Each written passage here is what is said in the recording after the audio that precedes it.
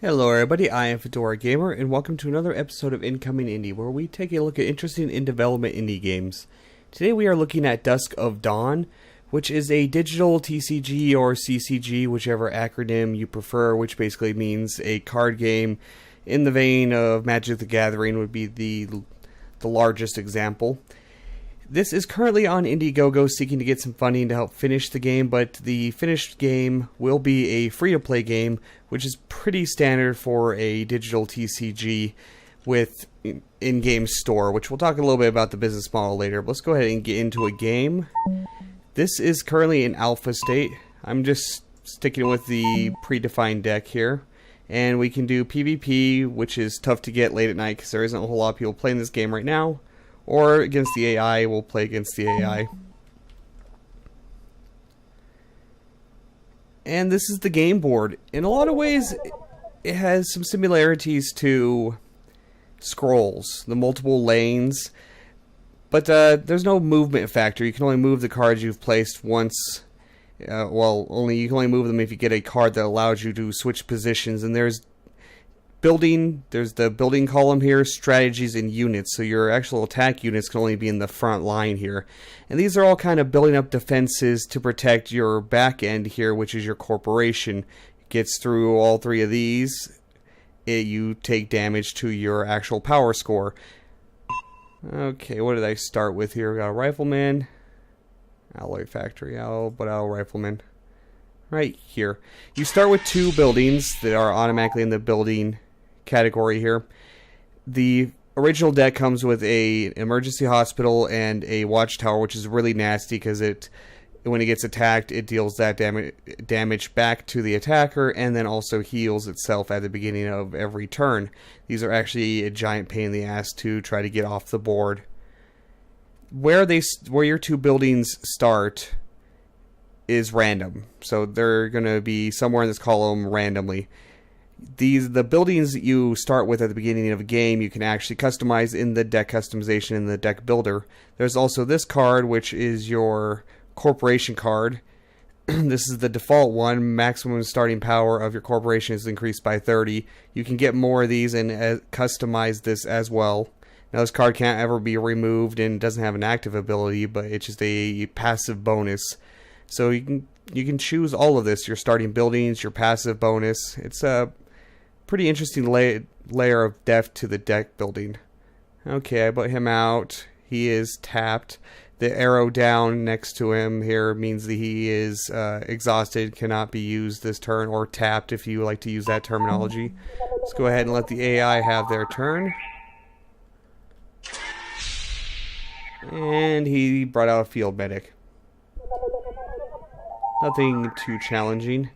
Now we have a defensive wall, which is intangible to digital attacks. These are extremely useful because if the fact that units can't be moved at will, only with a specific card. If somebody puts a digital attack type enemy in a column you have no defenses on, you can just slap this building there, and bam, they are completely cock blocked. They can't do anything. The wall takes no damage from digital attacks. There are physical attacks, which both of our units out right now are physical types, and there's also digital attacks. I guess we'll put out this. And we will attack with him. Attack a random row. So it depends on the card. Some cards can attack a specific row of your choice. Some can attack the row they're on, and some attack a completely random row. And we smack the medic around a little bit. Nothing too exciting on this turn. Let's go ahead and end turn. Now as far as story goes, this is basically a cyberpunk dystopian future, and corporations are warring it out for power. You're a corporation, you're a CEO of a corporation, and you're fighting another corporation to gain some power in the terrible dystopian future. This card's useful. It takes no action points and instant 5 credits, which credits are down here, and that's what I'm using to play cards. There's also action points right here. You can only take a certain amount of actions per turn, no matter how many credits you happen to have. Malfunction is really useful. It's instantly deal 50 digital damage to a random enemy target, which could hit the field medic or could hit the tower. Oh, we'll take out the field medic. That works.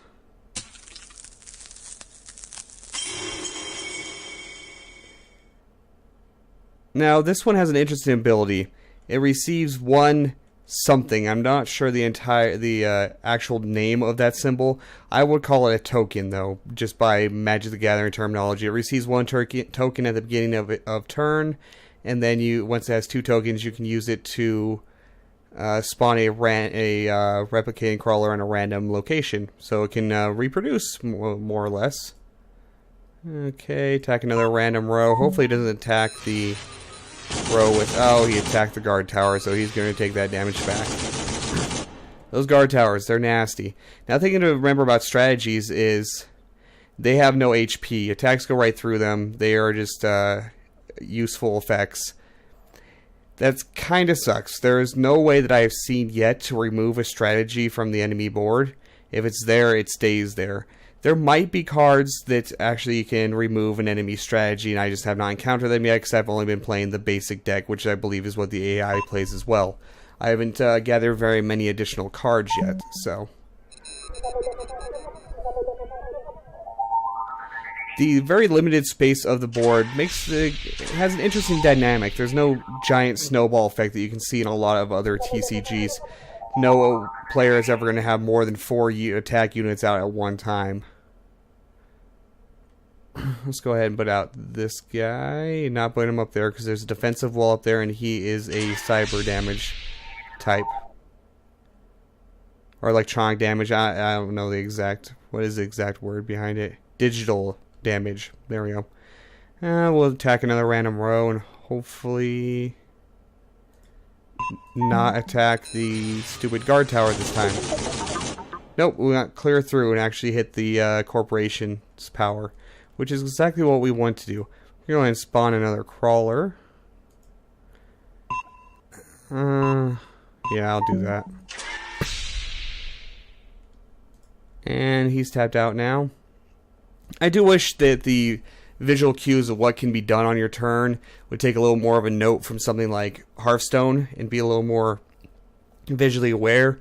The exhausted symbol here is it works, but I kind of wish instead if it could be used in that turn still that its border glowed perhaps.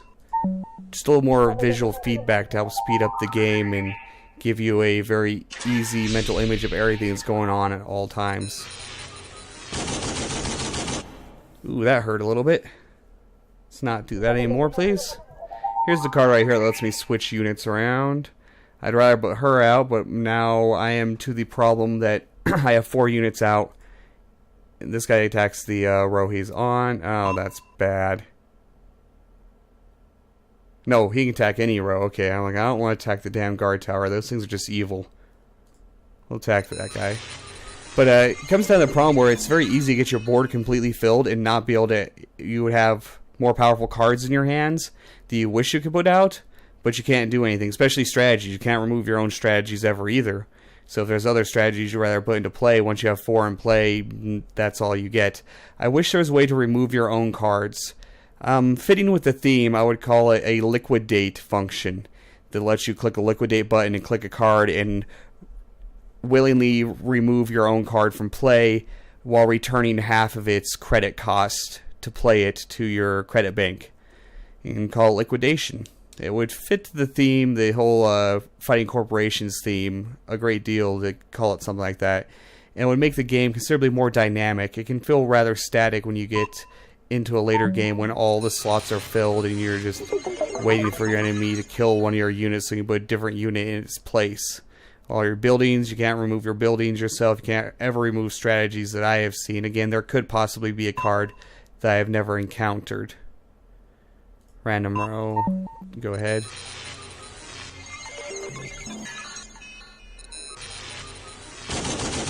Oh, yeah, he attacked this stupid guard tower. Attack random. Please kill the field medic. Or hit the wall. That kind of works. And they are all exhausted. I can use this. I should use this. Heal him here with the field hospital. The field hospital can't repair vehicle or drones, so these guys are on their own. I do have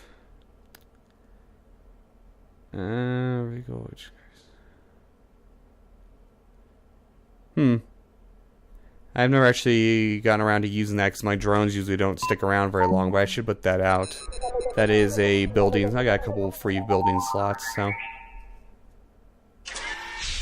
I'm actually hoping that kills one of my damn drones here so I can put out the security hacker here. That's not the slot I want though, because security hacker, digital damage, the defensive wall is right here, which blocks, just negates digital damage. So yeah, not where I want to put her. Now I will put out this attack worm, which is a strategy that attacks every turn for you for 10 digital damage, and it is a strategy, so it cannot actually be removed from play by the enemy, which can be quite useful. It can also not... Oh, that's stupid, because it'll just heal that amount of damage every turn. It does 10 damage, the tower heals 10 damage. Pretty much cancel. Now I want this. This is probably one of the best cards in the starter deck here, which can attack 2 random rows in 1 turn for 30 damage. It is extremely powerful and very, very useful.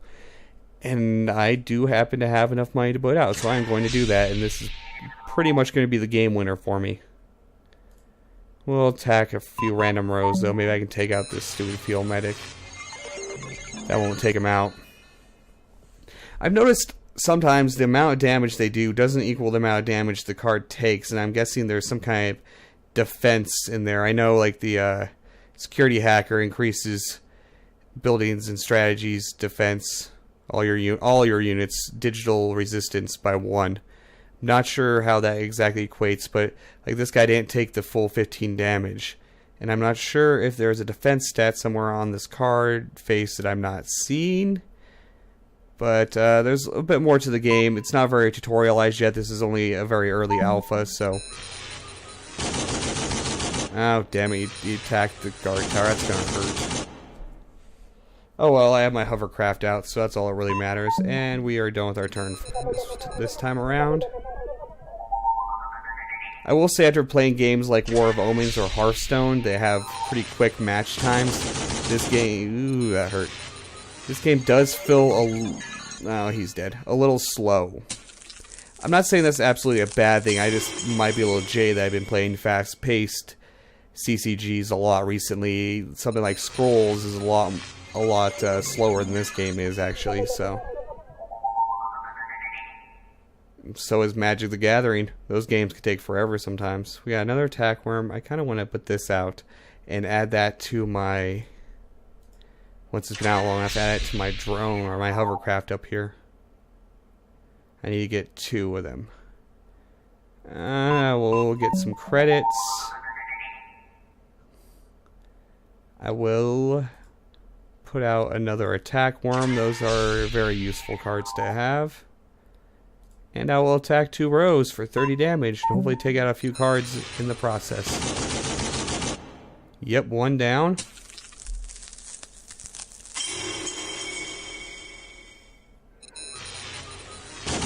And yep, take the wall out.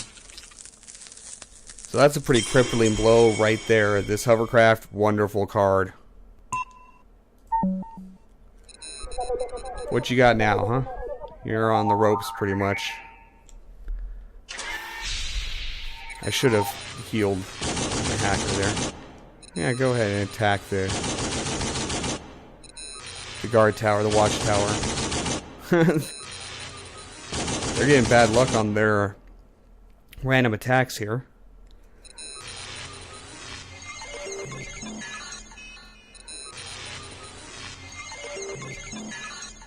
That guy's almost taken care of. We might be able to just take out their entire attacking force in this round. I will put out security hacker. I could spawn another crawler because it has those 2 points, those 2 tokens, but they're not actually all that strong, so I'm going to put out the security hacker here, which also gives all my cards some digital defense. Always a good thing. I'm going to go ahead and use the field hospital to heal up my hacker guy down here. And then attack two random rows. Went right through to the enemy's CEO or to the corporation, so that works out in my favor. I pretty much have him on the ropes. Now it's just finishing him off. This is a great card. I want to get that out next turn if I can. I do have one more attack point, so I'll attack a select a row and take this guy out here. And my enemy now has no offensive capabilities whatsoever.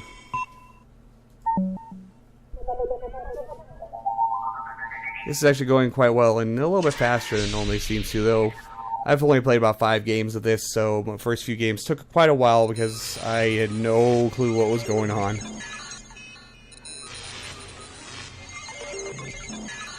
That's one advantage. If these attack worms hit the guard tower, they take no damage because they have no HP of their own.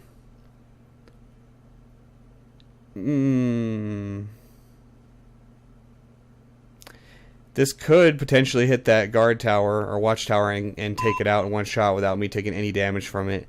Knowing my luck, it'll take out the stupid crawler, but we'll go ahead and try it anyway. It took out the stupid crawler. Bloody hell.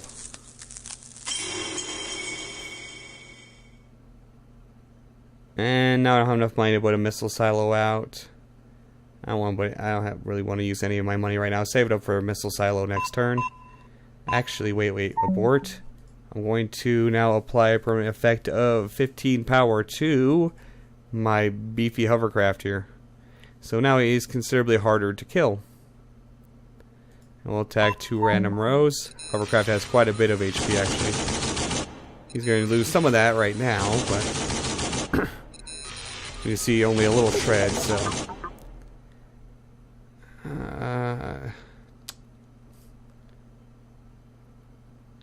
I'm going to go ahead and intentionally take some damage just to take out that watchtower. Yes. Those are hard to get off the board, but when you do, it's a pretty big advantage if they no longer have a watchtower and you do. Oh, and I have too many cards, so I'll get rid of this one. I don't like that card very much. It's got a lot of med bays out here. I call them med bays, they heal things. Oh, sorry. Doing some significant damage to the enemy's corporation because he has no defenses. None of his buildings can actually block damage. None of them actually have HP, which means they can't absorb any damage. Let's go ahead and deal 60 damage right to the corporation here. He has nothing to block with. And we will go ahead and do another 25 damage. He is pretty much going down right now. 1 or 2 more turns, and I will have this in the bag.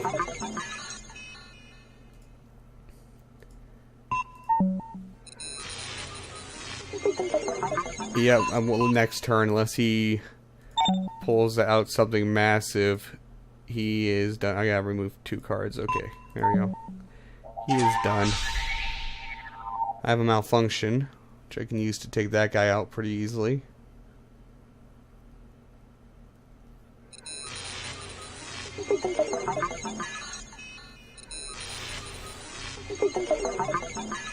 I won't even try to worry about the malfunction. I'll just trigger this guy, and that's all she wrote. And that is a game in the bag. Now let's almost kill that guy for good measure. We gained some experience, some research energy, which I'll show you what that is.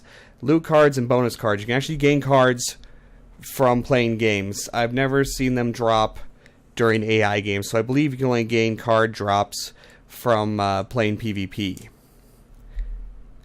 Okay, let's go ahead and leave the match. Let's talk a little bit about business model. These guys are pretty committed to what I would say is one of the most ridiculously fair business models I've ever heard of in a digital CCG. The shop is right here, but it's not implemented yet. There is what's called shares. It's the shop currency in the game. It's also used for something else I'll show you momentarily. Those shares are gained from playing matches. Now, at this current stage of the game, you can't gain the shares, or you can't gain them against the AI. I've never actually played a PvP match, so maybe you can gain them from fighting in PvP. But you can also just buy shares with real-life money. It's the same currency. There is no premium shop currency. There's no exclusive shop currency. It's the exact same thing. So you can earn it or buy it to be able to go get some cards from the shop. There's also the Research and Development Center, which is where you create cards. Not with exact control, but let's go. I don't have enough for that. But anyway, you use the energy you get from winning matches. You can also spend shares, which are that currency I told you about that you gain from matches and from purchasing to boost the success rate. Like a rare has a 55% chance of success. You get to choose the card set, but there's only the one card set right now. The rarity. Legendary takes a lot of energy and a lot of shares to boost it to 100% success rate. Uncommon, rare. Well, we'll try and make a rare right now. As I said, I can't access shares yet, so I'll have a 55% chance of success here. And I got a Minecraft, which is not something too useful to me. You can also disassemble cards that you have to gain energy to, make more. Let's try and make another one. Oh, I've never seen this one before.